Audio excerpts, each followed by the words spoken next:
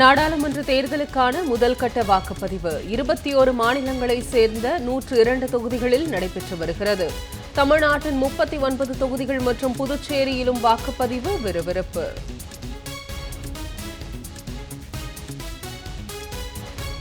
தமிழ்நாட்டில் பிற்பகல் 1 மணி நிலவரப்படி 40% வாக்குகள் பதிவு. அதிகபட்சமாக சேலத்தில் 47% வாக்குகள் பதிவானதாக தலைமை தேர்தல் அதிகாரி சத்யபிரதா சாஹூ பேட்டி. விளவங்கோடு சட்டமன்ற தொகுதி இடைத்தேர்தலில் 35.14% வாக்குகள் பதிவு. முதலமைச்சர் மு க ஸ்டாலின் சென்னை SIET கல்லூரியில் உள்ள வாக்குச்சாவடியில் வாக்களித்தார். மக்கள் அனைவரும் ஜனநாயக கடமை ஆற்ற வேண்டும் என முதலமைச்சர் வேண்டுகோள்.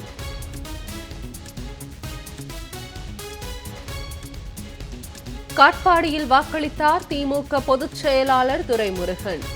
பொருளாளர் TR பாலு சென்னை கோடம்பாக்கத்திலும், முதன்மை செயலாளர் KN நேரு திருச்சி தில்லை நகரிலும் வாக்களித்தனர்.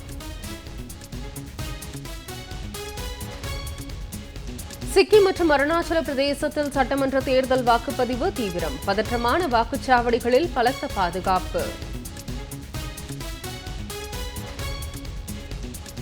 ஒவ்வொரு வாக்கும் நாட்டின் ஜனநாயகத்தின் எதிர்காலத்தையும் வருங்கால தலைமுறையையும் பாதுகாக்கும் என்பதை உணர்ந்து மக்கள் வாக்களிக்க வேண்டும். காங்கிரஸ் முன்னணி தலைவர் ராகுல் காந்தி வேண்டுகோள்.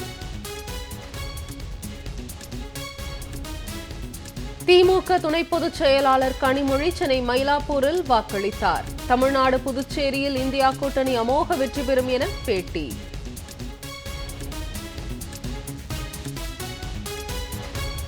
நடிகரும் மக்கள் நீதி மய்யம் கட்சித் தலைவருமான கமல்ஹாசன் வாக்களித்தார். சென்னை தேனாம்பேட்டையில் உள்ள வாக்குச்சாவடியில் வாக்களித்தார்.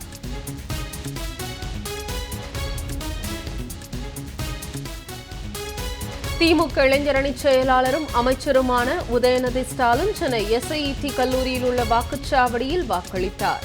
அனைவரும் ஜனநாயக கடமையை நிறைவேற்றுங்கள் என வேண்டுகோள்.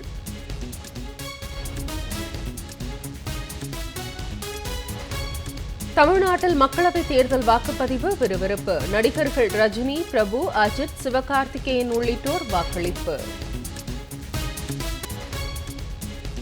தமிழக உள் மாவட்டங்களில் அடுத்த 24 மணி நேரத்தில் 3 முதல் 5 டிகிரி செல்சியஸ் வரை வெப்பம் அதிகரிக்கக்கூடும். வானிலை மையம் தகவல்.